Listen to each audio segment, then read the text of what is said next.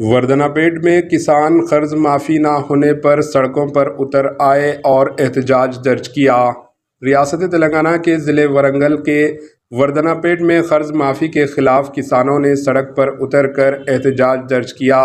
कर्ज माफ़ी ना होने और बैंक वालों की जानिब से नए कर्ज देने में सुस्ती का इजहार करने पर किसानों ने SBI बैंक के सामने बैठकर सड़क पर धरना दिया, जिसके नतीजे में ट्रैफिक में खलल पड़ा। Bureau report HN news.